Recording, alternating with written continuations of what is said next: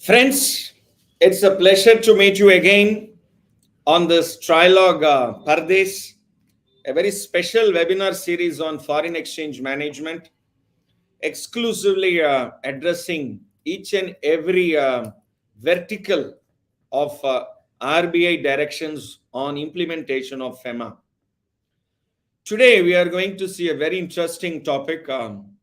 Resident individuals, what is the RBI prescription with respect to remittances of funds outside India?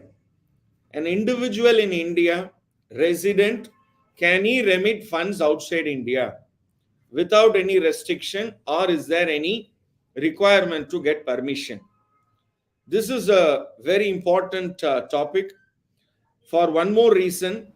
Recently, Income Tax Act has been amended by introducing a new provision for tax collection at source. I repeat, tax collection at source TCS on LRS, which will be 5% on remittances in INR exceeding 7 lakh rupees.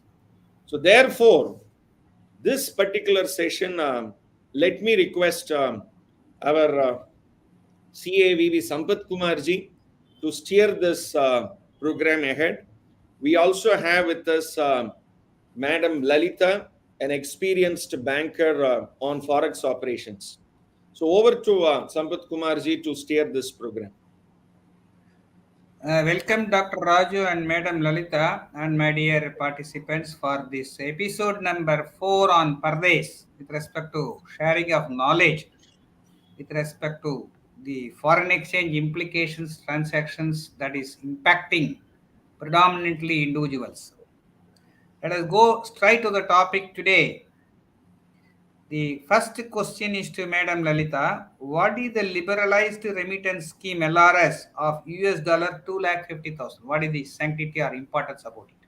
Yeah, thank you. Thank you so much, Dr. Raju and Sampath Kumar. And I'm so happy to be part of this team. Very good morning to one and all. The question is on what is this all about? LRS of $250,000. What is this? All the resident individuals, including the minors, they can freely remit up to USD $250,000, USD 250,000 per financial year, April to March, for any permissible current or capital account transactions. Here, why it is all about is, earlier we used to have certain ceilings up to 25,000 for business travel, or I can give gift up to 25,000. I can give donation up to X amount, for education up to this, for my personal travel up to this, for immigration purpose, like for migrating to abroad, for that purpose. So, or for medical treatment, or to maintain or to send any money to any relative, close relative, as defined by Companies Act 2013. So anything that a resident individual had to remit, there was a ceiling for current account transactions especially. And capital account transactions were not allowed at all. But now there are certain transactions which are allowed. So for that, LRS has been implemented. It was implemented sometime in 2004 with USD 25,000. This is actually, it's taken into account with the prevailing micro and macroeconomic conditions in the country. Now it has become up to $250,000. This is being maintained since 2015. So these are all the purpose for which we can do. And when I talk of capital account transactions, when we talk of the permissible transactions, we will discuss that. Yeah, Mr. Sampath Kumar. For a generalized question like that, Dr. Raju, what are the prohibited items under this LRS scheme specifically? Wow. I'll just maybe elaborate this particular point. We have foreign exchange management current account transaction rules as well as capital account transaction rules. And this particular question comes under that particular rules where it very specifically mentions three schedules. One schedule is exclusively gives the list where transactions which are prohibited, for which we cannot remit funds abroad. For example, lottery winnings are there. These lottery winnings, I cannot remit outside India. Similarly, I would have earned from racing, riding, various. These money cannot be remitted outside India. Similarly, I want to purchase lottery tickets outside India. I want to buy some banned magazines. You might understand now what is banned magazines means, or proscribed magazines. And sweepstakes I want to take. That means I want to do gambling outside India. For that, I want to remit money. All these are coming under the prohibited list. And one more, maybe I want to make exclusively here, that if commission have to be paid, payment of commission on exports made towards any investment in subsidiary or joint venture, payment of commission on exports made towards the joint venture, all these will not come under the LRS. We have a separate prescription. The master circulars are there, that will be governed. So therefore, this has to be considered exclusively for resident individual. There are certain capital account transaction. I want to buy property abroad. I want to buy equity shares abroad. I want to give gift abroad to my relatives. So the gift abroad will come under current account, and property transaction will come under capital account transaction. So these are all permitted. Prohibited is the list what I have given to you. Over to you, Ji. Thank you, Dr. Raju. Madam, what are the purposes under which a resident individual can avail of the foreign exchange facility under the scheme? So, like which I have also mentioned certain transactions which are under current account transactions, like visits, private visits, business visits, gift, donation, medical expenses, or for education. All this are known as current account transactions. And as Dr. Raju mentioned about the capital account transactions, there are certain permitted capital account transactions. Like, for example, opening a foreign currency account outside India, remitting to the foreign currency account from India. And again, we repeat, both of us repeat and reiterate, this scheme is for the resident individuals. And for investment in any companies outside India, or acquisition of shares in those companies, or it's I'm a director, and I'm for the directorship, if I have to get any shares, I need to acquire any equity in the company, that or my fee that they pay in the form of an equity, it is allowed, or buying property outside India. So all these are normally the permitted capital account transactions which are allowed, and current account transactions I have already explained. Hmm. Thank you, madam.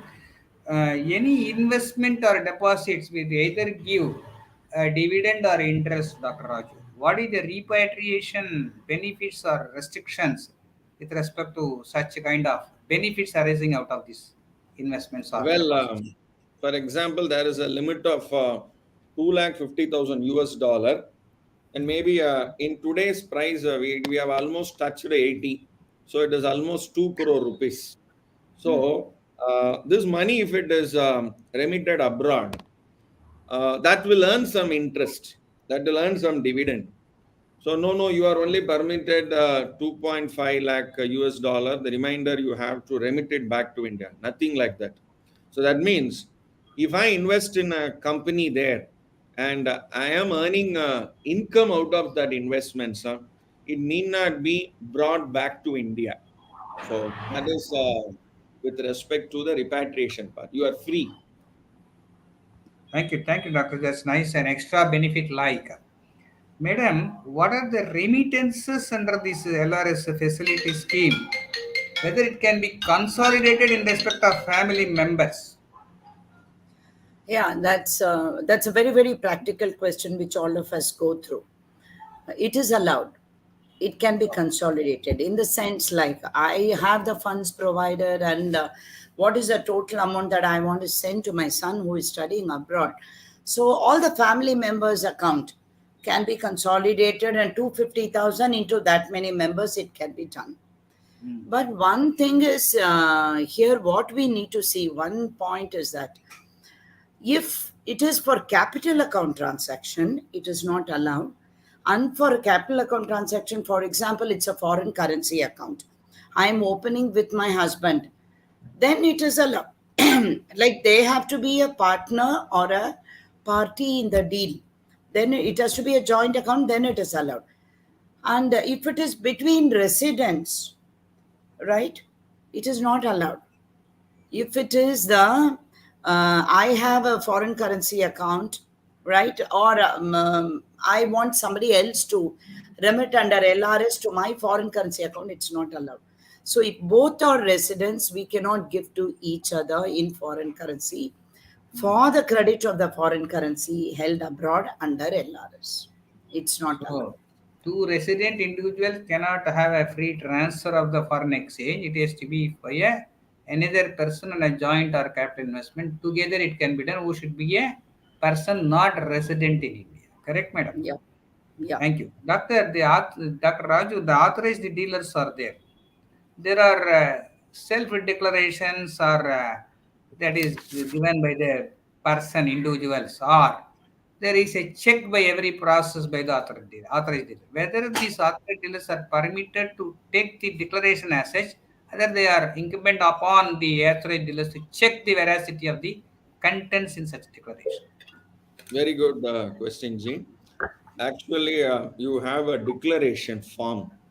Every remitter, every individual has to remit when before remittance, he has to give a declaration form to the authorized dealer.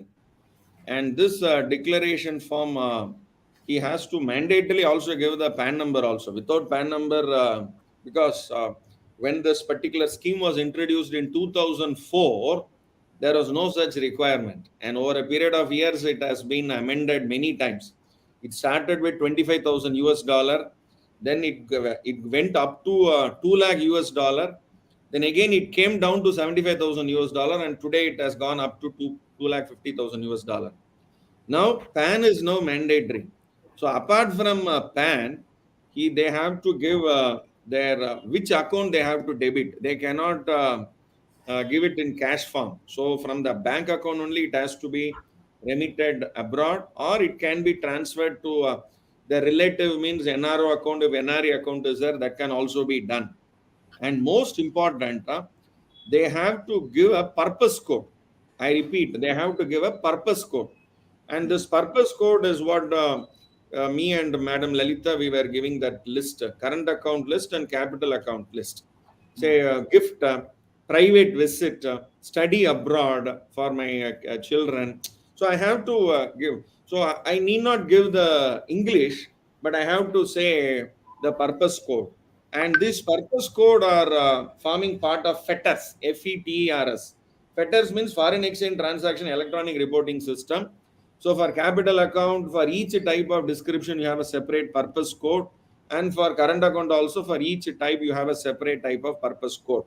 And most important, at the end, there is a signature that has to be signed by the, what is called the individual, that all the information that has been given is true.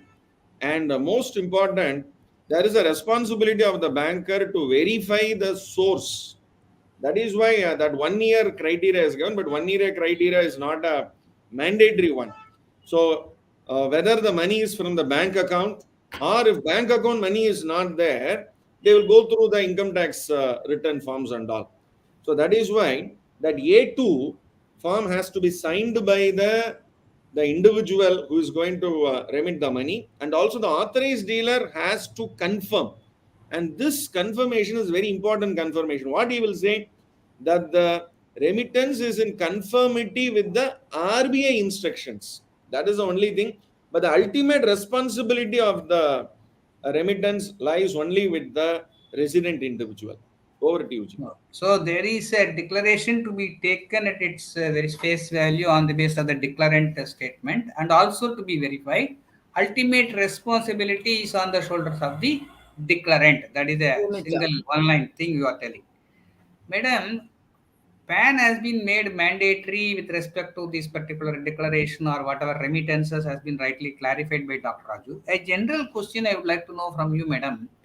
Raju was repeatedly using bankers and authorized dealers. Is there any distinction between these two terminology fundamentally? Yeah, all bankers are not authorized dealers. Yeah. But So all you authorized have dealers to should be get, all authorized, sorry madam, all authorized dealers should be bankers? May not be also. all authorized dealers or bankers, as well as you have exchangers, Ah, right? Money that's right. changers That's right. when it comes under FMCCs. So But both the exception, both actually, are good. yeah, but actually, Reserve Bank of India, if you see in their master direction, they've changed the term from authorized dealer to authorized persons. That's why. So Yeah, all these people who are authorized to deal in foreign exchange. So they may be bankers and they may be money ah, changers, right? Who correct, have got license to correct. do Yeah. remittance or handling foreign exchange, basically. Thank you, madam. Thank you. So Dr. this Raju, will be one more thing here. The bank, the branch, it goes by the branch. For the banks, it doesn't go by the bank as a whole. A bank may be having 2,500 branches, but authorized branches will be maybe 500, right? yes, So it depends upon the area, the requirement of the public there. This depends upon the business chances, opportunities. This depends upon the expertise available in that particular bank's branch, the licenses given. thank you, thank you, thank you. Not all branches are authorized, only selective branches Yeah. who have been authorized. Yeah. They So, will come. otherwise it will go like a banking class, author A, B, C, and all that. Now you have a back office, the concept is changed totally. Yeah, yeah. Thank you, madam. Doctor, is there any number of times the remittances, the frequency of the remittance, is there any restriction on that by this scheme? No, that the banker cannot do so. Today I will remit $1,000. Tomorrow I will remit another $1,000. Whatever money I have it in my pocket, only I can remit. So, but only a restriction is 2,50,000 US dollar, and that is in maybe in INR 2 crore Indian rupees. So that is the only restriction. But with respect to the frequency, even per day I can remit 3 times, 4 times, 5 times also. But only Oh, thing, every time I have to give that, the only headache is that declaration A2. And there's one more oh, headache is there. That is another point, because that is not from RBI direction. We are only discussing PARDES, FEMA. But there is a 15 CACB requirement, form number 15 CACB requirement, that is under the Income Tax Act. So that is not directed or mandated by Reserve Bank of India. It is a compliance which has to be done by the authorized dealer. It is not mandated by RBI. See, now correct. there are two things for an authorized dealer. They should also, they have one, what do you call it as one karta, one mother is there. So one mother body is RBI. There is another mother-in-law is there. So that mother-in-law is income tax department. So that they So cannot say, apt, no, no, mother-in-law so only. So I apt is will. this. Dr. Okay. Raju, it's a very apt and easily understood answer. Like, it's an understandable answer rather. So Mother and mother-in-law, very right. the context is conveyed very pointedly by telling mother where there is a real bondage levels are different with that of the mother-in-law has been rightly explained to convey them. Thank you, Dr. Raju. Madam, I heard a doubt. The LRS is equal to $250, $250,000, everything. If I want to make a little more than that permissible norms, is there any available route or permissions under the Yeah. scheme? Yeah. See, very simple, sir. $250,000 is something which you can do you can remit in a financial year. This is under without asking RBI. So if anything that is beyond that, we need to get the approval from the RBI. That's it. So So 250 that is a will general, go through the AD bank for consideration. yeah. 250 is a general permission. There should be a specific permission if it is more than 250. You're right. You don't have to ask for permission from RBI if it's $250,000 Yeah, less general. than it's up to that. As Dr. Raju said, fill up the form, declaration, FEMA compliance, undertaking, everything, blah, blah, proof, everything, remit. This problem may come in the case of people who are NRIs but on deputation to India, or who are foreigners who are working in India. They are otherwise known as, they are not, they are residents but not permanently resident, right? So Okay. in these cases, the problem comes. Their salary may be more than this. Then in that case, they need to get approval from RPF. That's good. That's nice. That's nice. Dr. Raju, there appears to be a restriction with respect to capital account remittances where there should be an account holding for certain prescribed term. What is the time? Whether the same is applicable with respect to current account remittances also. Actually, a very good question. I'll only say the answer is no. This 250,000 limit for current account transaction is for various purposes. But this 1 year Yeah. minimum account maintenance, only authorized dealer can do. Now, who and all are allowed to remit money outside India? Under banks, authorized dealers are permitted to remit money outside India. We have money changers. We call it as FFMC, full-fledged money changer. In full-fledged money changer, we have various exchange companies are there. So you can directly go there, ask them, I have my friend there, I have my relative there, please send gift. My son is studying there, hospital emergency, and employment purpose. And for immigration purpose, I myself, I'm going, I need money there. I want to open a bank account there. So I want please remit. So it will be useful for me when I'm staying there for 2 or 3 months. So various purpose. So here FFMC is an interesting person. You cannot expect FFMC to have a 1 year account because he will not have a transaction account with the customer. So therefore, this 1 year, if the AD also doesn't, I only started a bank account recently, and immediately within 1 month I want to remit Remit. 1 crore INR. Possible. There, I will not go by the bank account statement. I will ask for income tax return, whether he is really having the source of income, Ah, worthwhile source, because there is a concept called FATF. So it is India has signed a treaty with the anti-terrorism force across the globe, where we have to implement the anti-money laundering guidelines. So therefore, it is a responsibility that the money that has been sent abroad is only from a proper source. So that responsibility is there. So 1 year is not a very strict mandate to be followed. so to sum up, for current account remittances, periodicity is not there with respect to holding of the account. The source has to be satisfied by the authorized dealer concerned. Correct? Yeah, basically it is from the compliance angle Yeah, that's to complete. be taken It care should of. be from a genuine source for a genuine purpose. That should be Yeah. validated before remittance is transmitted. Madam, I want to remit the money to Mauritius or Pakistan and Pakistan. Is there any specific restriction to undergo? I have to undergo. No, no, there are no restrictions at all. Like again, I need to borrow what I mean. I'm just continuing with from where Mr. Dr. Raju had stopped.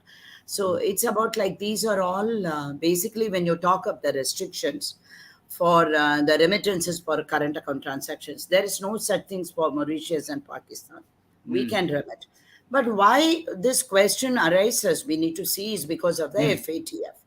Hmm. FATF is the Financial Action Task Force. So, wherein if that has identified certain countries as like the countries which might go, possibly they'll be helpful for the terrorists, or these are all the countries known as a non-cooperative countries. They are all in the grey list or blacklist of FATF. So, in these cases, yes, there will be restrictions. So, we need to be in touch and updated about the countries which are appearing in the grey list or blacklist of FATF.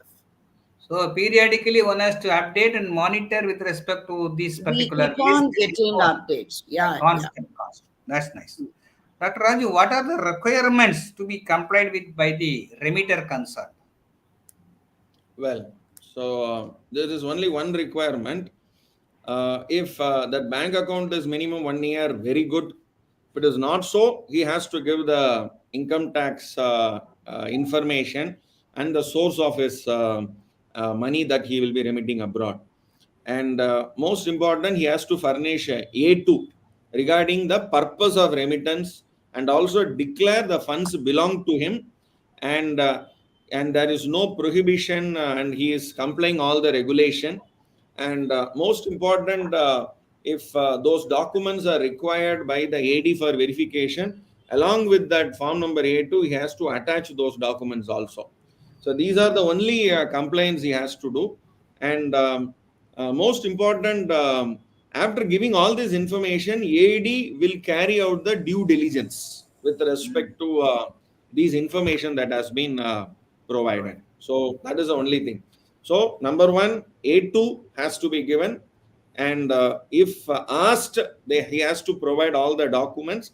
And AD, before remittance, due diligence of these documents and the information submitted will be verified. And of course, parallelly, there is one more mother-in-law requirement is there, that is the 15 CACB. So that has nothing to do with RBI. That's very nice, very nicely put in again, the reiterating the point, conveying very effectively in a very proper pointed manner. It's very nice, Dr. Raju. Madam, is the remittances currency specific? By that, whether it has to be remitted in US dollars only or any other currency also? No restrictions at all. It can be remitted in any convertible foreign currency, freely convertible foreign currency. It's a Dr. simple Raju, way. yeah, Dr. Raju, thank you, madam. Dr. Raju, is there any intermediaries who are expected to speak specific approval for overseas investments available to clients? There are Yeah, intermediaries. Whether actually, they a have to very seek. interesting, yeah, very interesting question. So, for example, I go to Dubai, UAE, for doing some business or profession. There, some bank will say, "Sir, you open a bank account here. You deposit money. You put the FD for at least 50,000 dirhams. We'll give you a credit card. We'll give you this, that facility. You can use this." So all these he is giving. Now, they don't have a bank account in. They don't have a branch here, but they are asking me to send money abroad.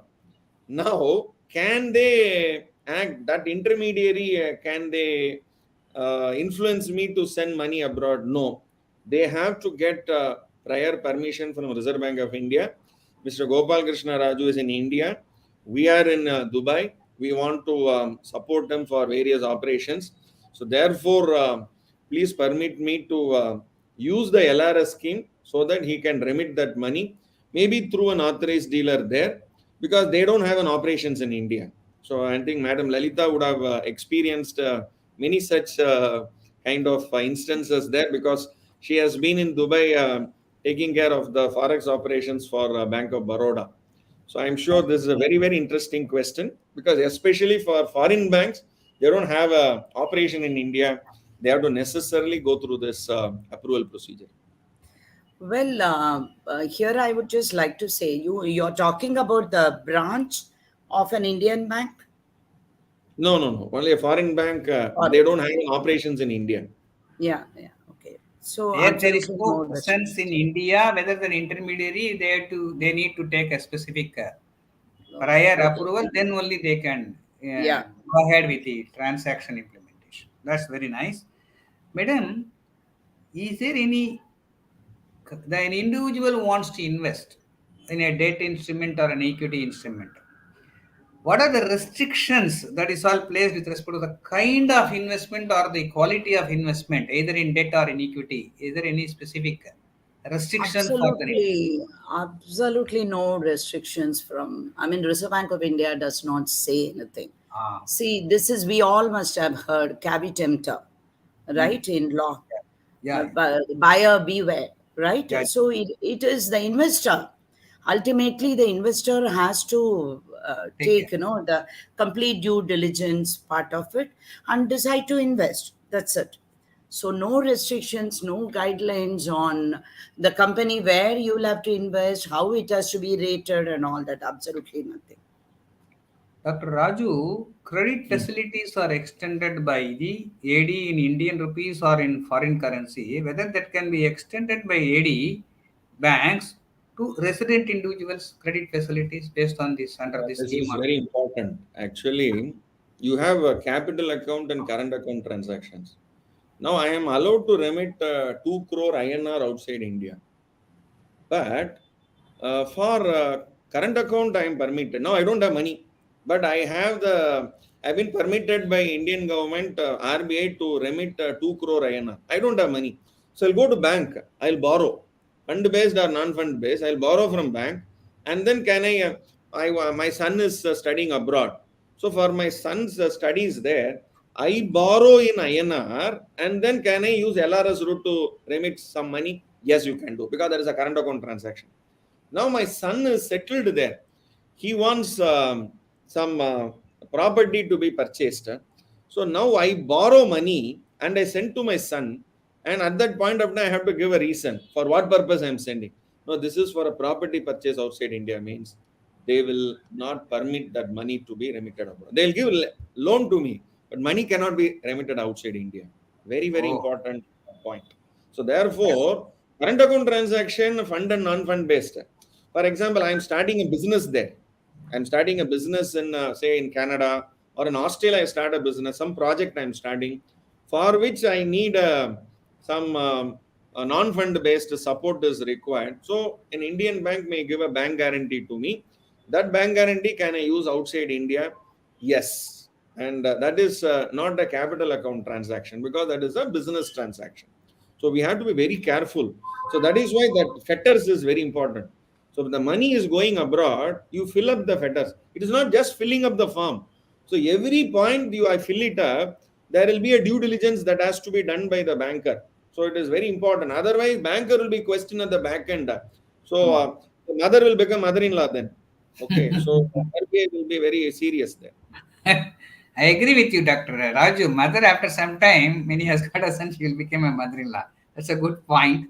But the traits of a mother and mother-in-law is a different topic by itself. Let us go to the point. Madam, whether the bankers are permitted to open foreign currency accounts in India for the residents under the LRS scheme.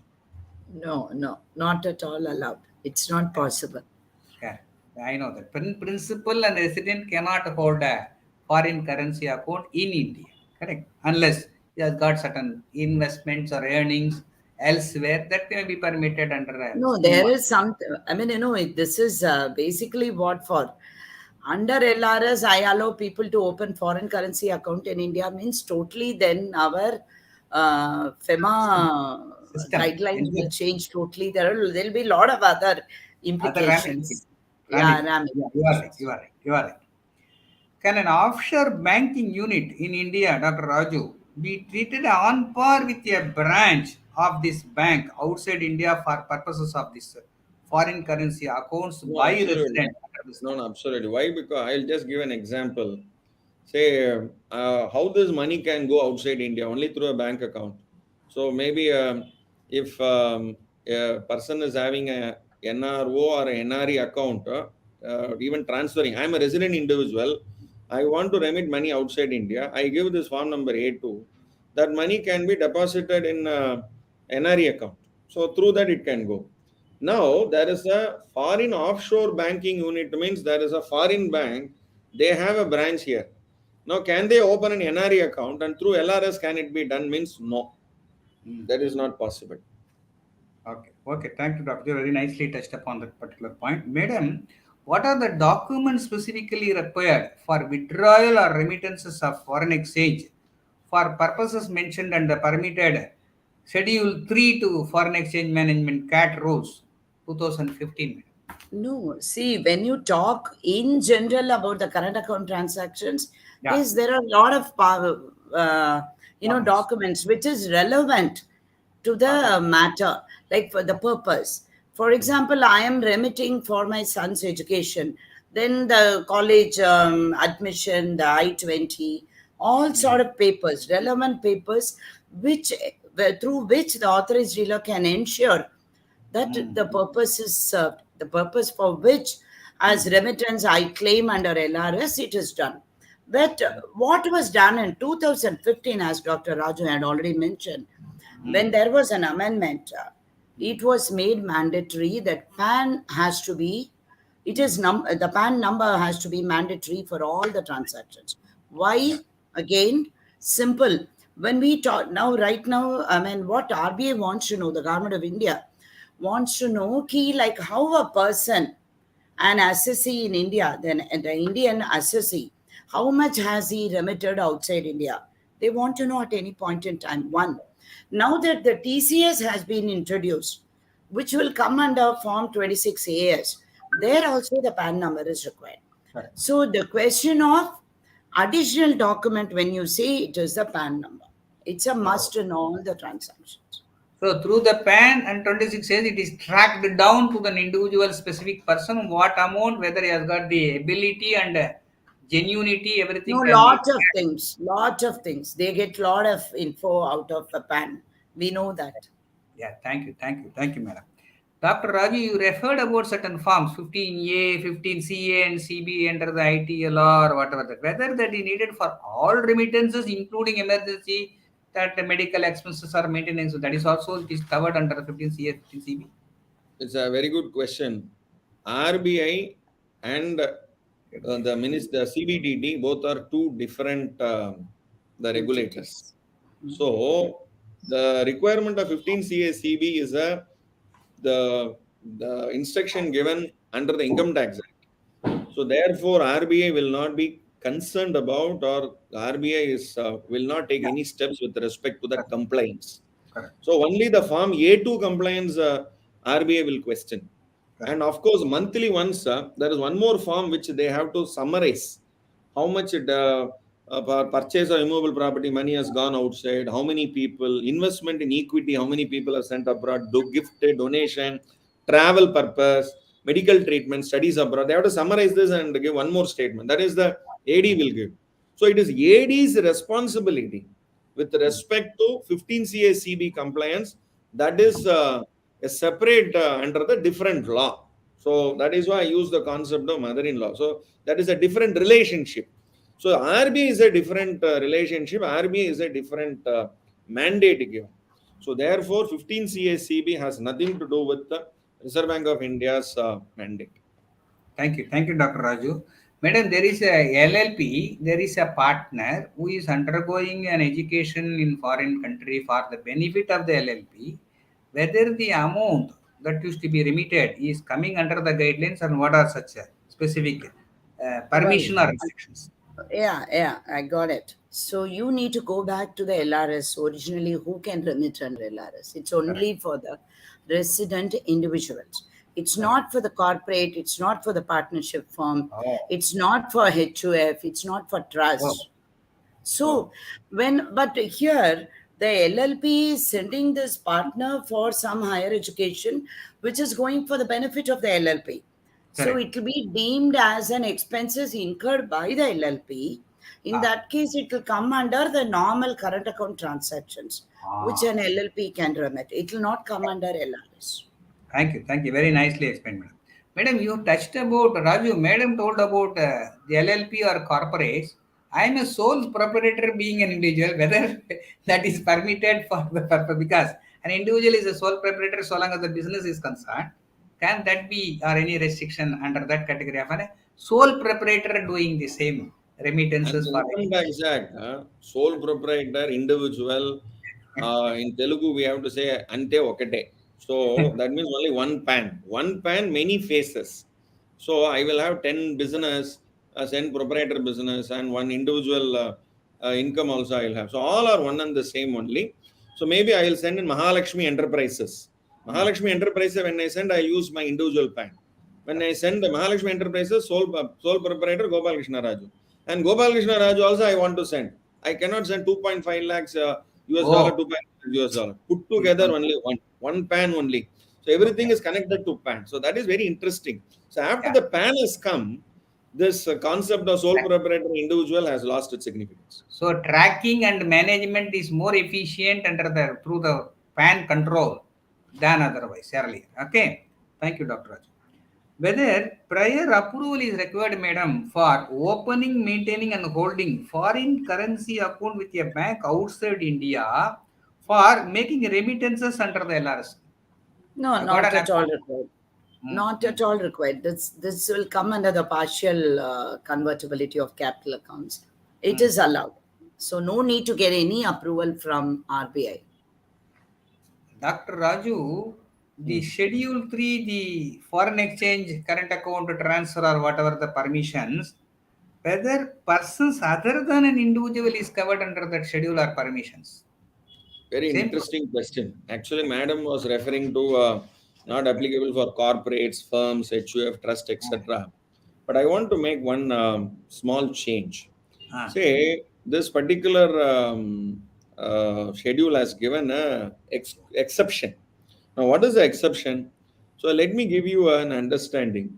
Say there is a donation I can give. For example, I have earned foreign exchange. I am a company. Let me take I am a company. I have earned foreign exchange. So how much foreign exchange I have earned? Oh, past 3 years put together, let me presume I have earned 10 million US dollar. 10 million US dollar, if I want 10 million means almost 1 crore US dollar. So out of 1 crore US dollar, I can remit 1% of the foreign exchange. For example, in Stanford University, I'm actually a unicorn, an Indian unicorn. Okay, today Indian unicorn means more than 100 million US dollar investments you get. So I want to create a chair. I want to create an endowment in the Stanford University. Then I want to remit money abroad. So this LRS is also extended to certain extent. For example, one of the director he wants to remit because he was instrumental in bringing business. So he wants to create an endowment there in that particular university because he studied there and he was instrumental in forming the unicorn in India. So he can remit 1% in addition to his 2.5 lakh US dollar. So 1% of the forex earnings earned over the past for 3 years, there are 5 million US dollar. Any that is the limit he can remit outside India. I want to make one more. There are very many non-residents who are investing in apartments, in properties in India. So we'll have agents there.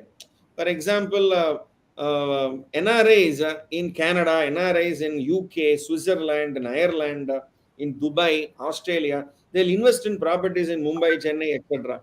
Now, I have to give commission to those people who actually convince them to invest in India. So there, either I can remit 5% of the money that has been brought in convertible foreign exchange or 25,000 US dollar, whichever is higher. I can remit that. So these are all, maybe that particular commission will be paid not by an individual, but it will be paid by a corporate or it will be paid.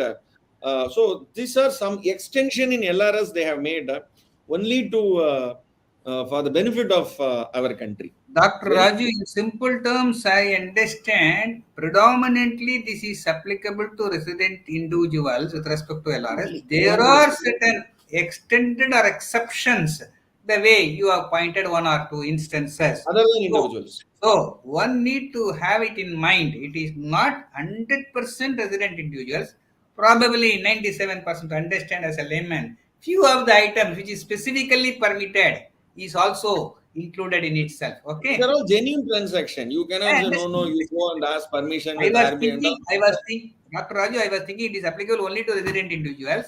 I am now clarified that whatever specific instances covered under that schedule, those things are also permitted. Correct? Correct. Thank you, Dr. Raju. Thank you. Madam, resident individuals, can he make a rupee loan to a NRI or PIO who is a close relative of resident individual by crossed account payee or electronic payments?